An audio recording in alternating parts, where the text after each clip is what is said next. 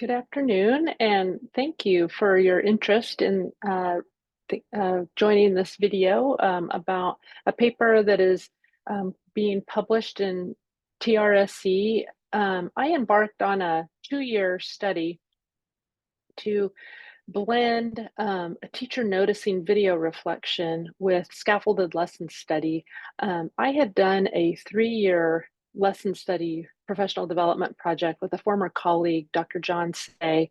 And after 3 years of scaffolded lesson study, working with teachers toward authentic pedagogy, we found that the teachers were able to learn to design lessons around authentic pedagogy principles, but often the implementation of those complex problem-based inquiry lessons was quite divergent across the teachers. And I was curious to see if incorporating some of the principles of teacher noticing video reflection with lesson study might encourage the teachers to be a little bit more attentive to student learning and adjust their in time, what we call soft scaffolding during the lesson to increase student thinking, deepen student thinking, and analysis of complex problems. So that's what I'm going to be presenting on in this paper, and in this presentation I'll be summarizing the key ideas from the paper so that if you're interested you can dig into the details by actually downloading and reading the paper.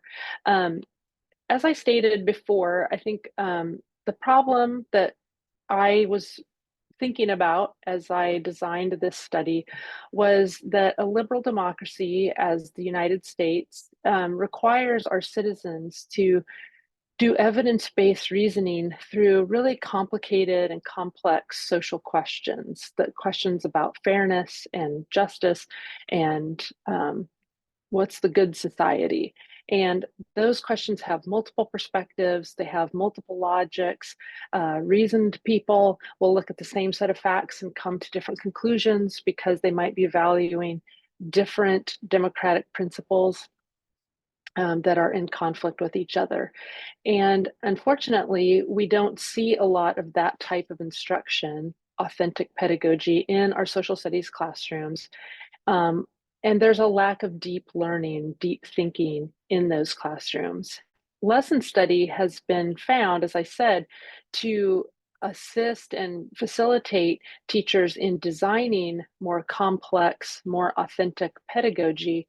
But in a long 3-year project, we found that there was still quite a wide variation between the teacher participants in how they implemented the lesson, and that then influenced the level of deep learning that was happening amongst the students.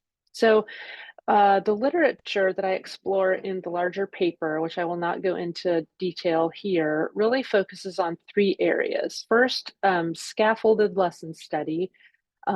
We build on work that came out of Japan and Catherine Lewis and Hebert, who have really promoted lesson study as a collaborative professional development in which teachers and teacher educators, and in our case, content experts, work together to develop complex instruction, and then they investigate that, the power of that, and make revisions as necessary. I also then incorporated teacher noticing video reflection, which is a form of professional development that is designed to encourage teachers to attend more closely to their students' learning, as opposed to procedures or behavior and engagement, et cetera, which are important, but not sufficient.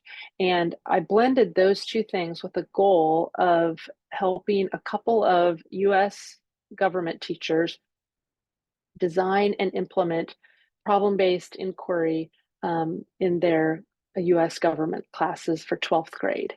So quickly, this is the cycle of lesson study that we used in this project, and it's fairly typical. And I have used this for over 20 years.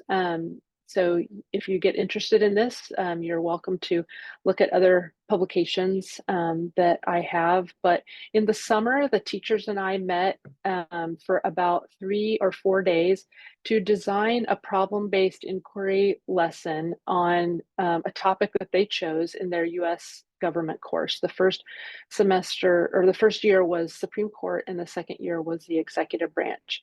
In the fall, one of the two teachers volunteered to film themselves teach the lesson.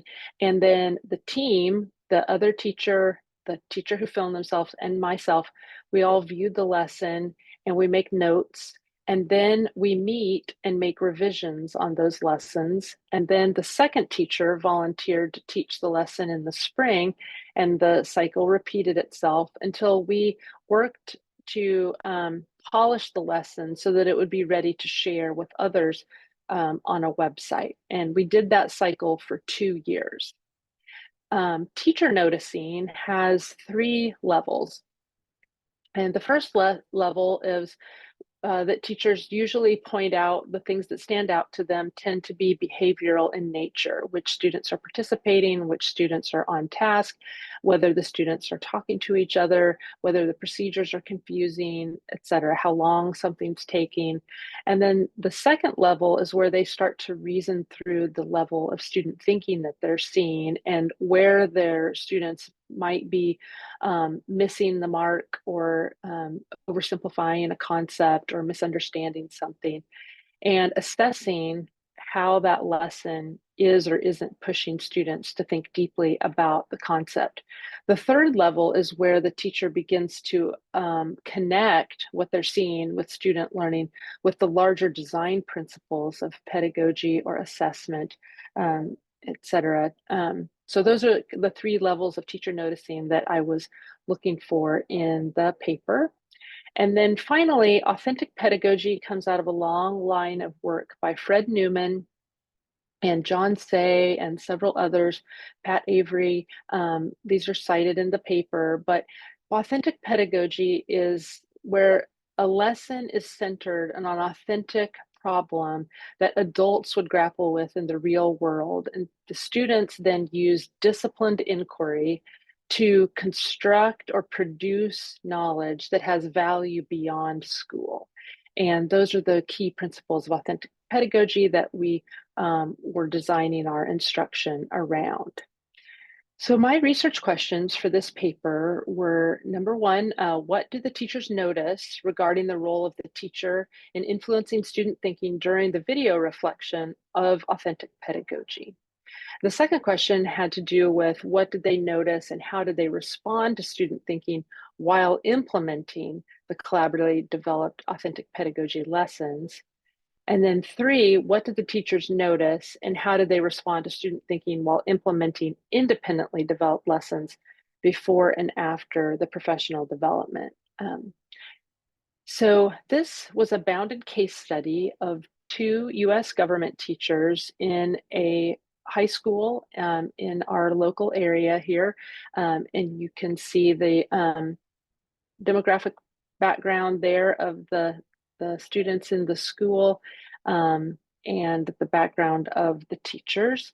The 2 teachers, I should note, they were very good friends with each other, both inside and outside of school. They collaborated naturally and often with almost all of their lessons. And that was one of the reasons that I recruited them, because I wanted to try this study in a small case situation with 2 teachers that I had a good sense would collaborate well together so that I could learn from this and then broaden it out to a larger project, which I can talk about at the end. So this had a complicated data collection process. And I'll kind of walk through this, but you can read the paper for the more detailed description. So I kind of went through the typical lesson study process, and I captured data on the planning sessions and the video reflection sessions of the entire cycle. So I won't reiterate that here, but in addition, I showed each teacher a series of 2 or 3 video short clips and did the teacher noticing protocol with them on a video case that was from a previous project that we had done, just to see what they would notice and to test out the interview protocol and make sure that it was going to work well before we dove in with doing it with their actual teacher designed lessons for lesson study. And then after each lesson implementation in the fall and the spring of both years, I did separate teacher noticing interviews with each teacher. They watched the video ahead of time and just wrote down what they noticed. And then I got together with them and we brought out a few key clips, about 30 minutes worth total. And I asked them to reflect, tell me what they noticed. And then also I asked them to watch it a second time. And I asked them, what do they notice about the level of student thinking in that segment of the lesson and about the role of the teacher and how they were influencing the level of student thinking. So I did that 4 more times, 2 times with each teacher in the fall and in the spring. And then I guess it was 8 more times because they did it again and then in the fall and the spring of the second year. I recorded the revision meetings, etc. And then I observed each teacher teach an independently developed lesson at the beginning of the fall term of the first year and at the end of the spring of the second year. These were lessons of their own design, and I asked them to invite me to a challenging lesson that they felt would be one of the most challenging that they would do with their students. I scored all of the lessons, the fall, spring of both teachers using the authentic intellectual work rubrics for the task, the lesson, and for the implementation. And then I also did that on their independently developed lessons at the beginning of the project and at the end. And then in the final summer, I did an exit interview with each teacher and asked them questions about the professional development experience, of what they, how they felt about it. So this is the teacher noticing interview protocol that I used, and I got this from Kisa and Stein, and I think that's cited in the paper. But I first just had them explain the task and what would be required of the students in that task. And then I had them watch the video clips of the lesson and just tell me what they noticed, anything that stood out to them without any other prompt. Then I had them watch it again with me and ask them what they noticed about student learning and the role of the teacher and how that was influencing the student thinking. So that was the interview protocol.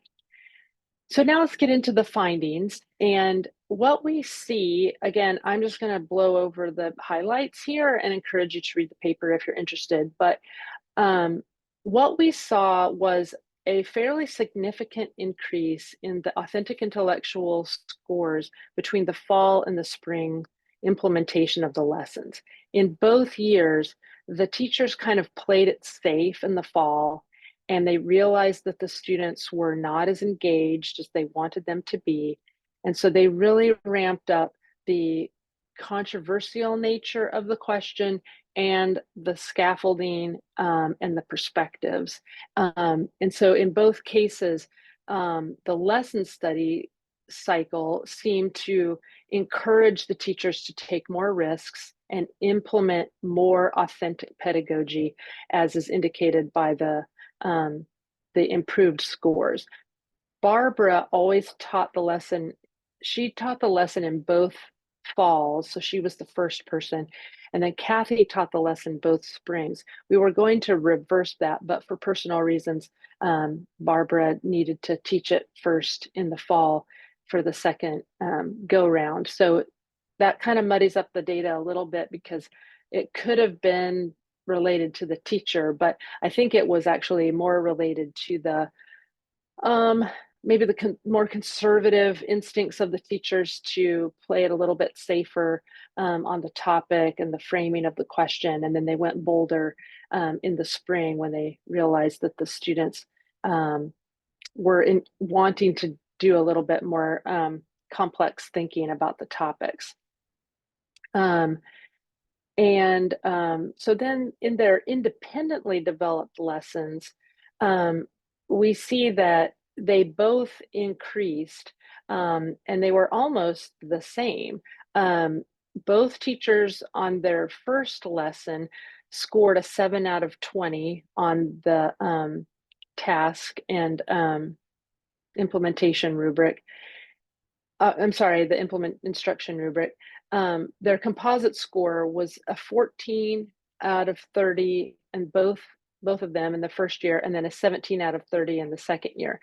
This was not as impressive as a jump as I had hoped for. I was hoping to see a larger increase in scores, but I think well, I'll talk more about the implications later, but I will say right now, I think a big factor in that was I asked them to teach something at the end of their school year, and neither teacher really either took time or had time to develop a new lesson. They just invited me to come and see something that they had always done.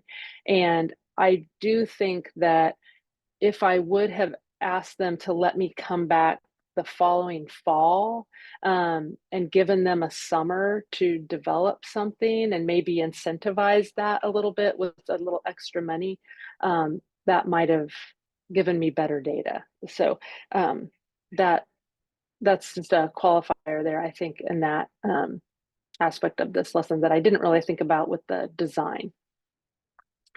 In terms of teacher noticing, I'm just going to give you the very big highlights of this. And, of course, the more detailed quotes and things are in the paper. But this is an example of Kathy and how she started with teacher noticing in the very first reflection of the lesson study lesson. And in her first quote here, she's really talking about the students' engagement. She thought that they would have jumped in a bit more, and she's saying that she thinks we need to address just the student participation, the student engagement. And then so that was how she responded to when I just said, "What do you notice?" But when I had her watch the same clip again and I asked her, "What do you notice about students thinking and the role that the teacher is playing in that thinking?" Then she gets a lot more specific about what the students are talking about. She says that a student asked the teacher a question, "How would you word this answer?" And then she kind of critiques her colleague Barbara by saying, "I think Barbara gave her the answer too quick, and she should have asked these other 3 students what they thought to try to get the group to do the thinking rather than Barbara." So definitely the first response is definitely level 1. I would say the second response is kind of lower level 2, where she's starting to critique the learning, but she's not really getting into specific concepts or ideas. She's more saying like this was more of a procedural thing, that Barbara should turn to the group and get them to help each other rather than her just giving the answer. And then this is just from the very end of the project and the very final reflection piece.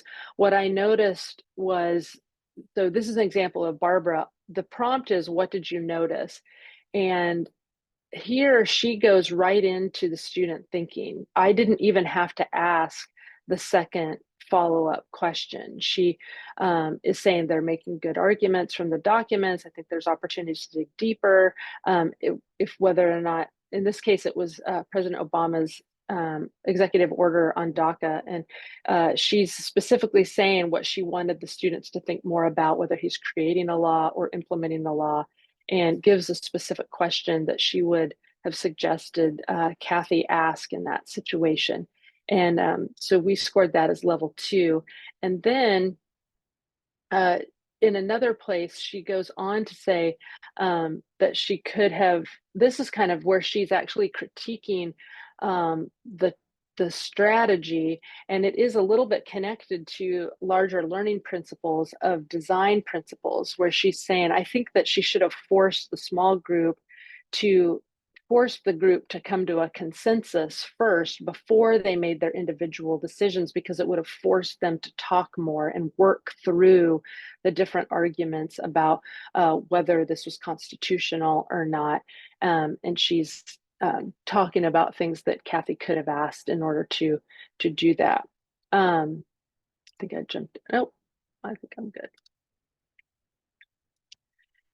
So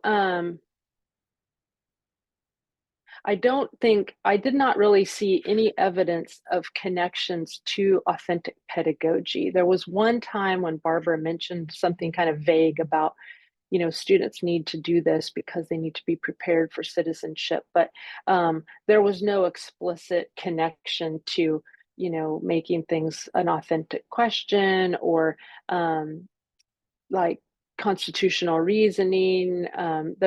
They weren't connecting it to the larger design principles. So I would say that they had kind of gotten to level 2 noticing. And again, these are the stages, just as a quick reminder. In the first stage, I saw lots of evidence of that when they, especially in the first year, they quickly focused on behavior and procedures, student engagement, some student learning, but kind of about scaffolds, like were these scaffolds clear, were the questions good? And then I saw quite a bit of stage 2 in the second year, almost then without prompting. They were starting to do that without me even asking that second question. They started interpreting the teacher's decision making and how that was influencing the level of student thinking. In terms of stage 3, both teachers did choose topics that they thought would engage students in authentic questions of democracy. What role the Supreme Court should play in promoting social justice was the first year. And the second year was whether or not President Obama's DAPA executive order was constitutional or not. And they are some brief mentionings of instructional design that would lead to more deliberation, as I said, and then there's this brief mention of citizenship. But that, I would say there's very little stage 3 after 2 years and 4 rounds of teacher noticing interviews. So in conclusion, I think the big thing that I would say is that lesson study did show that it improved the authenticity and the complexity of the instruction that the teachers were comfortable doing. They tended to come in kind of conservative and risk averse. They weren't sure how their students would handle controversial questions or complex questions. And then after they watched the students be a little bit less engaged than they thought, but trying to think deeply about it, they realized that they really needed that controversy. They needed something that would light the kids up a little bit in order to do that hard work of analyzing the documents and things, so that it didn't feel so school-like. And it was lesson study that encouraged them to do that. The AIW scores on their independently developed lessons really indicate that lesson study requires more time. And they probably needed more time to develop a lesson on their own that maybe would showcase some of those principles. I think the way that I asked them to just show me something they were doing in May puts them under such a time constraint that they didn't really show what they could have done. Whoops. I don't know why that. The transformational change with teachers takes time, and it probably takes a longer time horizon than 2 years. And that's sometimes discouraging because this professional development format is highly resource intensive. It's very time intensive. And all of this work was done during planning periods or after school or during the summer. And I did pay the teachers, but it wasn't much. And so this is resource intensive, but it is quite powerful. And then the teacher noticing video reflection did increase their focus on student thinking when they were watching the videos, but I didn't see that translate into their implementation of the lessons. So it would have been interesting to follow up with them the following year to see if that maybe would have improved. And I think that is kind of the big picture of the paper, and I encourage you to read it if you're interested. And certainly you can reach out to me at this email address, and I'd be happy to send you other citations, or you can just Google me and find those. And then I have the DOI number there for the paper if you're interested in reading the full thing. And I appreciate your listening and attention to this topic, and wish you all the best in your professional development work. I'd love to hear projects from all of you. If you're working with professional development models that are similar, or that you're having similar questions, I'd love to hear about that. And I am excited to be embarking on a 2.5 year we're going to try virtual lesson study with 40 teachers in high needs districts, dividing them into 10 lesson development teams for 2 years of lesson study cycle, and in a third year where they will implement their research lesson. And we'll see how it goes. So I'm glad I was able to do this study as a pilot study, because it helped me conceptualize this larger project, and I'm excited to get started. Thank you.